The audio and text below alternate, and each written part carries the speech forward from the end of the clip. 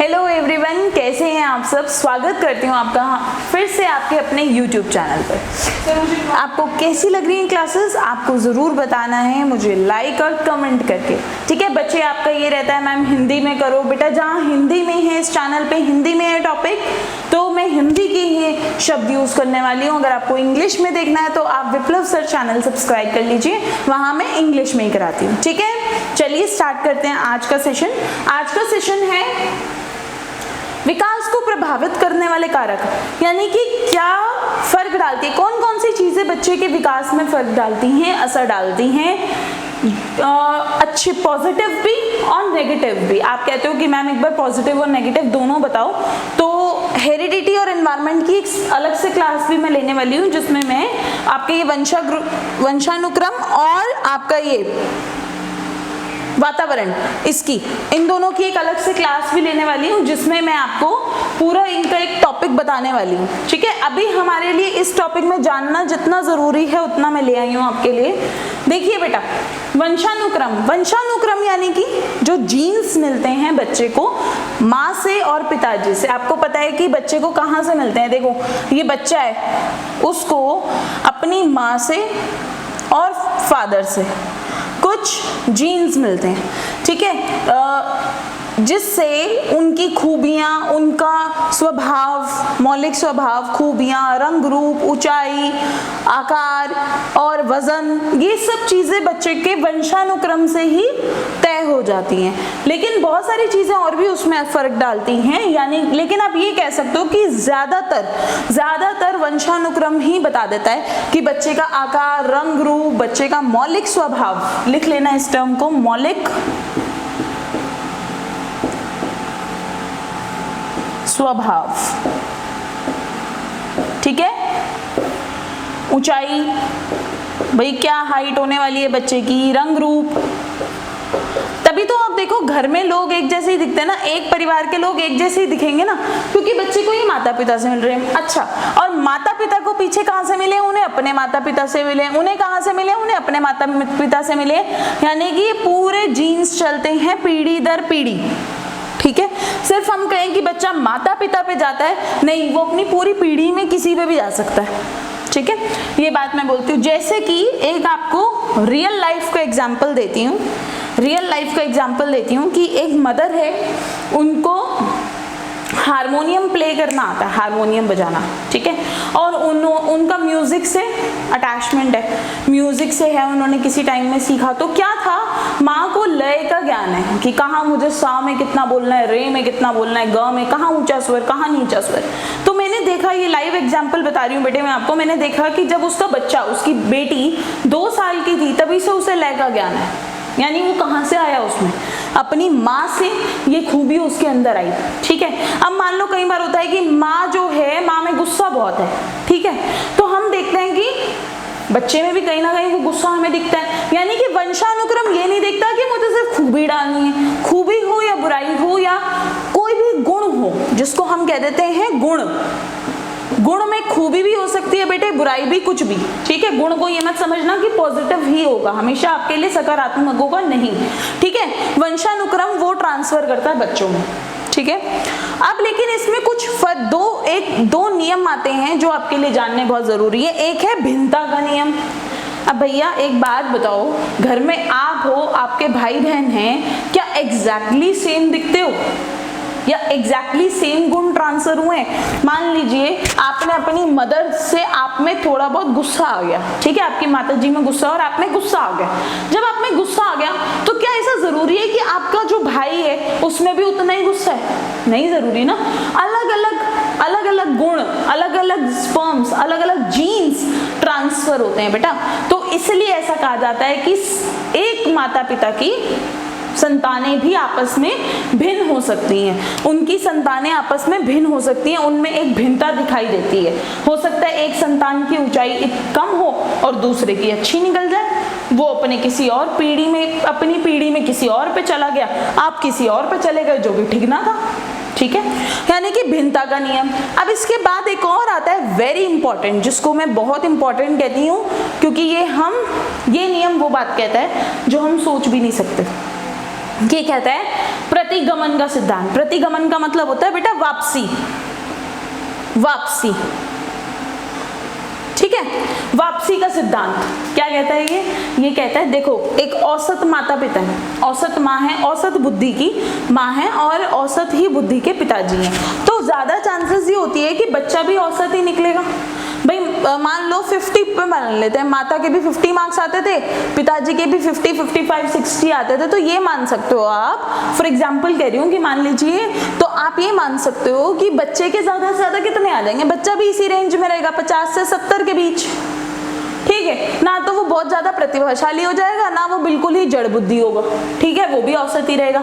लेकिन मैं बात कर रही हूँ ये प्रतिगमन का सिद्धांत, पता है बेटा क्या कहता है, ये कहता है कि अगर माता पिता दोनों बहुत प्रतिभाशाली हैं, ठीक है, बढ़िया, जिसे आप कहते हो बहुत उनकी मानसिक बुद्धि बहुत अच्छी है, मानसिक विकास बहुत अच्छा है, तो इस बात के चांस ज्यादा हैं बेटा कि जो उनका बच्चा होगा वो प्रतिभाशाली ना होते हुए कम बुद्धि का होगा।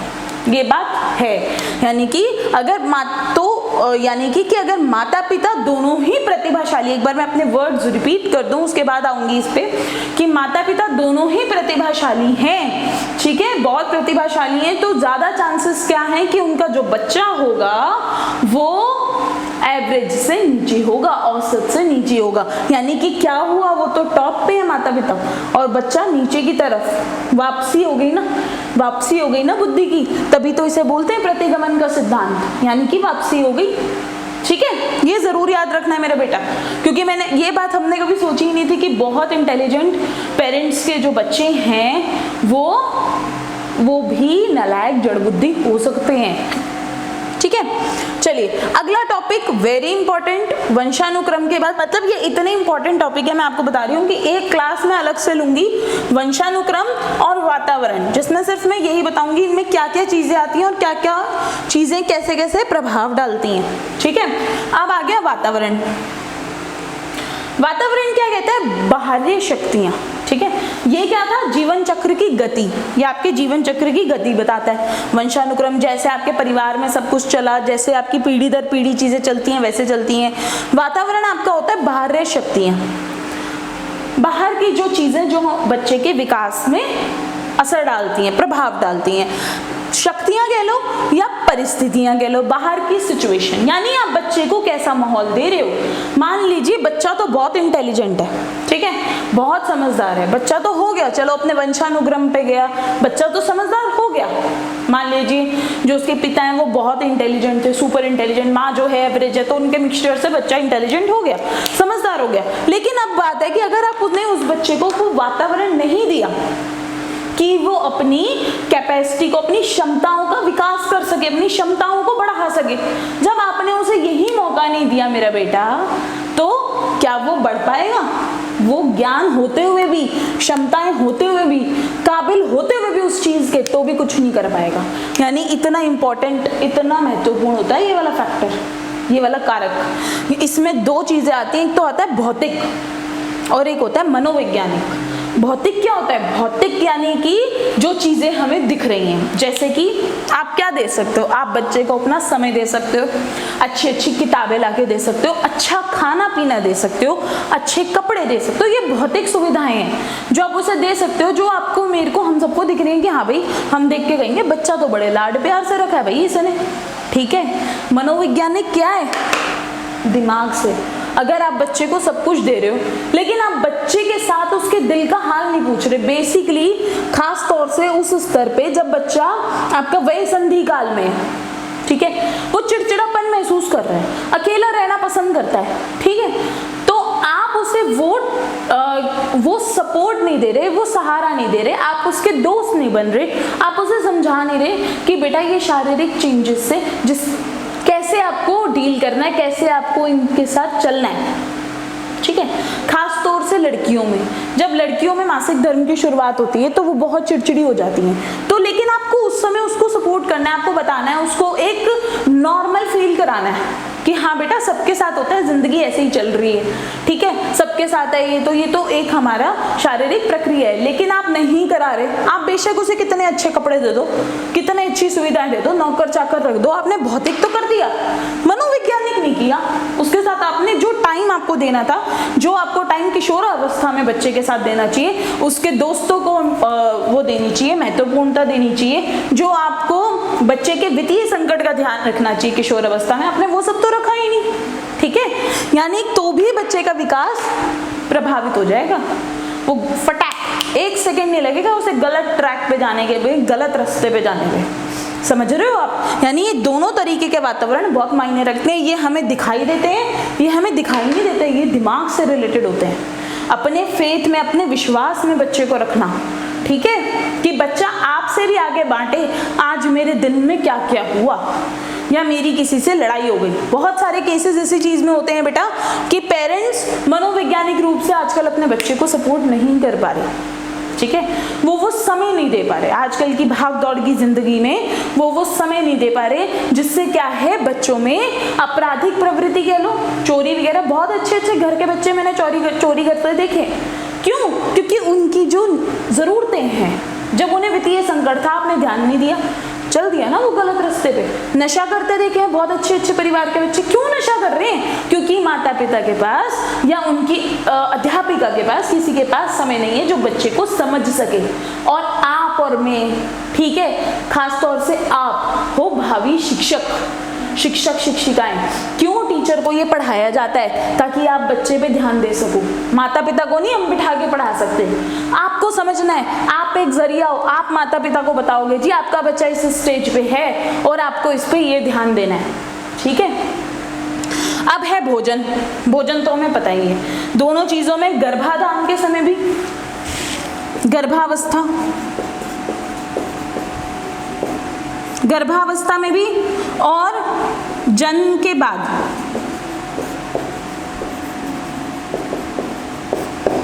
दोनों तरीके के खाना, दोनों तरीके के भोजन बहुत मायने रखते हैं मेरे बेटा।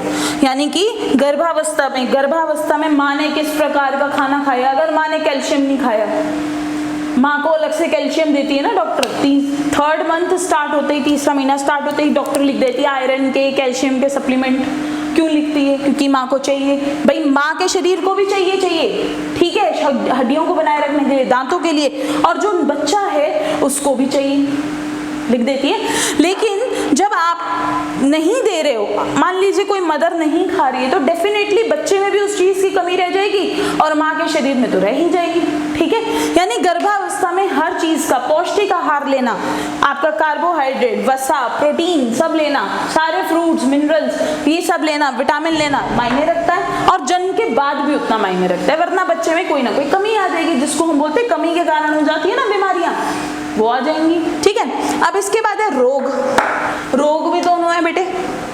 अगर गर्भावस्था में माँ को कोई रोग है तो चांसेस होते हैं कि वो रोग बच्चे को भी आ जाएगा। मान लीजिए माँ को सांस की बीमारी है, ठीक है, माँ को अस्थमा है, तो मान लीजिए कि अगर माँ को अस्थमा है तो चांसेस हैं 60 से 70% चांसेस हैं। वो डिपेंड करता है माँ को किस लेवल का और कितना अस्थमा है, ठीक है, इंडिविजुअल डिफरेंस यानी व्यक्तिगत भिन्नता, ठीक है। अब यहाँ पे क्या है कि गर्भावस्था में अगर माँ को कोई बीमारी है तो उसके 60 से 70% चांस रहते हैं, और बल्कि ज्यादा, कम भी हो सकते हैं। मैंने आपको कहा डिपेंड करता है कि माँ को किस लेवल की बीमारी है, ठीक है, कि बच्चे में भी हो जाएगी। ऐसा नहीं है कि बच्चा स्वस्थ नहीं होगा। पीछे आप लोगों ने और मैंने एक खबर देखी थी कि कोरोना माँ ने 2 बच्चों को जन्म दिया, ठीक है, और दोनों स्वस्थ निकले, फिर निकले ना। ये डिपेंड करता था माँ को किस लेवल का था और बच्चे में वो कितना ट्रांसफर होता, कितने चांस है ट्रांसफर होने की, यानी लेकिन चांसेस रहते हैं कि बच्चे को भी बीमारी होगी। अब लेकिन बाल्यावस्था या आपकी शैशवावस्था में आकर के बच्चे को कोई बीमारी होगी, शैशवावस्था में आकर के या बाल्यावस्था में आकर के, कहीं भी, मतलब जन्म के बाद, मैं इसको बेटर रहेगा मैं ऐसे लिख दूं, जन्म के बाद, जिससे आपको याद रहेगा। जन्म के बाद किसी भी अवस्था में बच्चे को कोई बीमारी हो गई, जो उसका बढ़ने की अवस्था है, बढ़ने की उम्र है, उसमें मान लीजिए बच्चे को बीमारी हो गई। मान लीजिए कि उसका एक पैर काम नहीं करता, बच्चे को कोई बीमारी हो गई, या बीमारी ऐसी भी नहीं, मान लीजिए कोई चोट ऐसी लग गई, बच्चा छत से गिर गया, बेचारे का पैर नहीं है या टूट गया, नहीं चल पाया, अब वो नहीं चल पाया, मान लीजिए साल 1.5 साल वो नहीं चल पाया, अब क्या हुआ, बच्चा सीमित रह गया, उसका शारीरिक विकास तो कहीं ना कहीं रुका ही रुका, टूटा टूटा, ठीक है, चोट की वजह से पैर उतना नहीं हो पाया, उतना विकसित नहीं हो पाया, तो कहीं ना कहीं वो तो टूटा ही टूटा, लेकिन और क्या टूटा, और बच्चे का मानसिक विकास। मानसिक विकास क्यों टूटा? क्योंकि बच्चे ने बाहर नहीं खेला, दोस्त नहीं बनाए तो वो अपनी भावनाएं किसी के साथ नहीं बांट सका, वो दोस्तों के साथ सिर्फ भावनाएं नहीं बांटता, वो ज्ञान भी बांटता है, ठीक है। हो सकता है बच्चा चोट के कारण स्कूल भी ना गया हो, ठीक है, मानसिक विकास रुक गया तो उसने अपनी भावनाएं भी शेयर नहीं की किसी के साथ, भावात्मक विकास रुक गया, ठीक है। अब भाषा, बच्चा जब खेलता है, बोलते हैं आपस में, बच्चे नई नई भाषा, नए नए शब्द सीखते हैं, आपस में एक दूसरे से सीखते हैं, भाषा का विकास भी होता है उनका, नैतिक मूल्यों का विकास होता है उनका, कि मुझे चीजें बांटनी सीखते हैं, मेरा दोस्त है, मुझे बांटनी है इसके साथ, ठीक है। तो वो सारे विकास प्रभावित हो गए ना, आगे तक जाके ये बच्चे के उसमें प्रभाव डालेंगे, उसकी पूरी जिंदगी वो ऐसा हो जाएगा। मान लीजिए अगर ये बीमारी उसकी ज्यादा रही, या फिर उसे कोई ऐसी बीमारी हो गई जो उसे समय समय पर होती रहती है, हर 2 महीने 4 महीने में बच्चा बीमार हो जाता है, ठीक है, कि उसे 1 महीना बेड पे रहना पड़ता है, 15 दिन रहना पड़ता है, तो उसका मानसिक विकास प्रभावित हुआ, बिल्कुल हुआ भाई। जितनी तो वो एनर्जी लगाता है पिछला पढ़ने में, फिर बीमार हो जाता है, ठीक है, दिमाग सुचारू रूप से काम नहीं करेगा बेटा उसका, ठीक है। पहली चीज तो ये। दूसरी चीज, क्या ऐसे बच्चे के कोई दोस्त बनेंगे? नहीं बनेंगे, तो ये चीज आगे तक प्रभाव करेगी उस पर। प्रभाव क्या डालेगी? वो बच्चा हमेशा अकेला रहना पसंद करेगा, वो बड़ा जीवन से ऐसी भी स्टेज आ सकती है, अगेन ये डिपेंड करता है उसके साथ सिचुएशन पहले क्या थी, क्या परिस्थितियां थी, ऐसी सिचुएशन भी आ सकती है लास्ट में जाके कि वो दोस्त बनाना ही ना पसंद करे, या वो बड़ा परेशान हो जाए, आपस में चिड़चिड़ापन, अकेला रहना पसंद करता है, चिड़चिड़ा हो गया कि मेरा तो कोई दोस्त ही नहीं बनता, ठीक है। यानी ये भी बच्चे के विकास में बहुत प्रभाव डालती हैं। अब जो सबसे इंपॉर्टेंट है, ग्रंथियों की क्रिया, जो हमारे शरीर में है ग्रंथियां, जिसमें से कुछ मैंने आपके लिए लिख दी, आपको याद करने की जरूरत नहीं है, ये मैंने आपको दिखाने के लिए लिखी हैं, जो मेन थी वो लिख दी, और ये दिखाने के लिए लिखी है कि किस तरीके का प्रभाव डालती हैं। ग्रंथियां जो होती हैं बेटा, हार्मोन, केमिकल जो भी है वो रिलीज करती हैं, ठीक है, छोड़ती हैं बॉडी में, जिससे हमारा शरीर अंदर काम कर रहा है, शरीर की मशीन काम कर रही है। अब ये जो थाइमस ग्रंथि है, ये गर्दन पे होती है, ठीक है, ये गर्दन पे होती है। अगर ये ज्यादा हार्मोन, ज्यादा तत्व जो इसके अंदर होता है ज्यादा रिलीज कर दे, ज्यादा छोड़ दे, तो क्या होगा? ज्यादा चांसेस है कि बच्चे का मानसिक विकास नहीं होगा, बड़ा होने पर भी उसका जो लेवल है वो छोटे बच्चों जैसा रहेगा, मानसिक विकास प्रभावित होगा, ठीक है। अगर ये ज्यादा हो गई, अधिक मात्रा में उसने रिलीज कर दिया, तो मानसिक विकास, यानी बड़ा तो हो गया लेकिन दिमाग उसका बच्चों वाला रहेगा। समझ रहे हो आप? कोई मिल गया मूवी देखी आपने, ठीक है। अब पैराथायराइड, पैराथायराइड क्या होता है? पैराथायराइड भी बेटे गर्दन पे होता है, और ये कैल्शियम की मात्रा,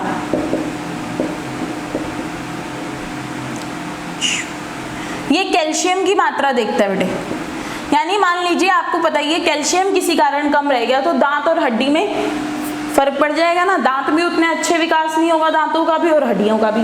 थायराइड ग्लैंड भी अगर कम रिलीज हो जाए, ये भी गर्दन में होता है, ये कम हो जाए, कम अपना हार्मोन रिलीज करे, तो क्या होता है बेटे? तो ज्यादा चांसेस है कि जो बच्चा होगा वो जड़ बुद्धि,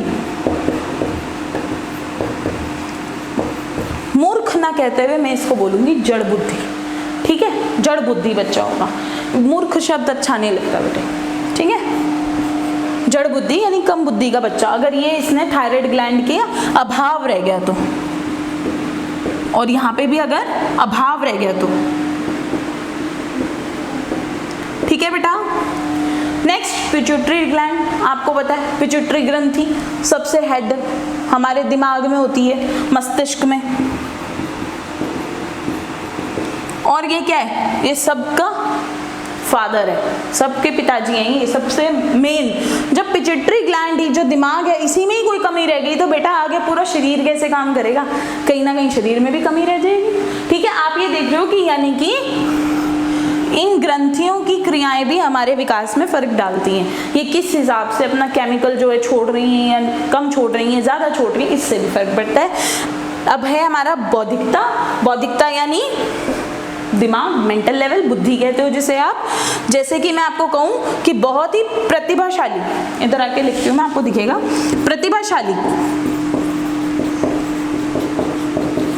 प्रतिभाशाली बालक 11 महीने,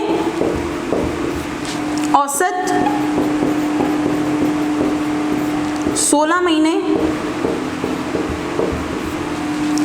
प्रतिभाहीन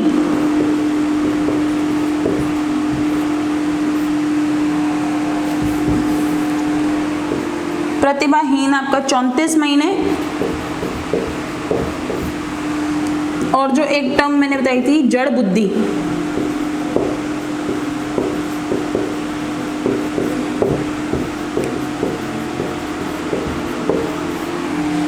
महीने। इतना समय लेते हैं बच्चे बोलने में।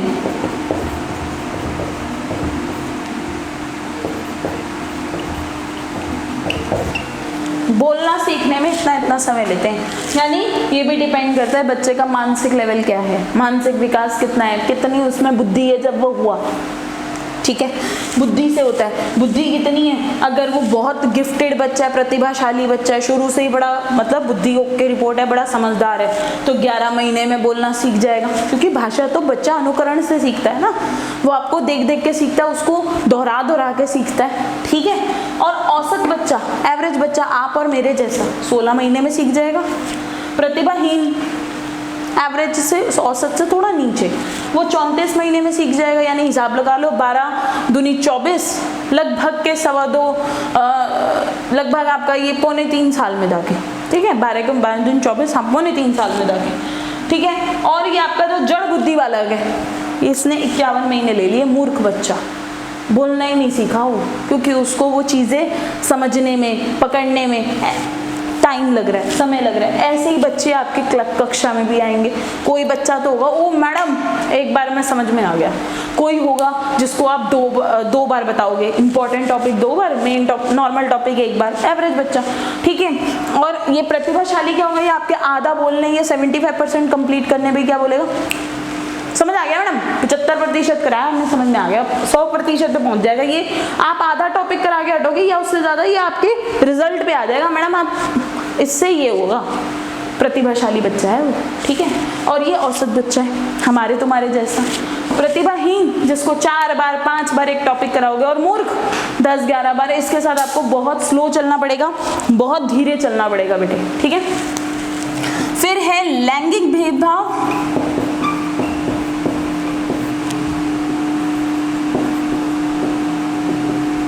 लैंगिक भेदभाव का मतलब है लिंग के हिसाब से, जैसा मैंने आपको कहा, शैशव अवस्था में भी लड़कियां आगे होती हैं हमारी। ठीक है, बाल्यावस्था में दोनों स्थिर हो जाते हैं, किशोरावस्था में भी लड़कियां आगे होती हैं, वो लड़कों से पहले बड़ी दिखने लग जाती हैं। ठीक है, यानी कि लैंगिक भेदभाव ऐसा होता है। और लड़कों को, जैसा मैंने आपको बताया, 16 साल तक, किशोरावस्था में 16 साल की उम्र तक लड़की अपना पूरी परिपक्वता पे होती है। ठीक है, वो एक युवती बन चुकी होती है, उसका शारीरिक मानसिक विकास हो चुका होता है। लेकिन लड़कों को 2 साल फालतू लग जाते हैं, 17 या 18 लग जाते हैं उन्हें लड़कियों तक पहुंचने में, कॉलेज तक पहुंच जाते हैं, फिर उनकी हाइट बढ़ती है, आवाज़ बढ़ती है। ठीक है, तब उनका पूरी तरीके से परिपक्व होते हैं, विकास हो जाता है। तो ये था लैंगिक भेदभाव। तो चलिए बच्चों, बताइए आपको कोई डाउट कुछ रह गया आज की क्लास में? कैसी लगी आपको आज की क्लास? अच्छी लगी हो तो लाइक ज़रूर करना, फीडबैक ज़रूर देना कमेंट करके कैसा लगा। थैंक यू सो मच, और शेयर करना मत भूलना। Thank you so much.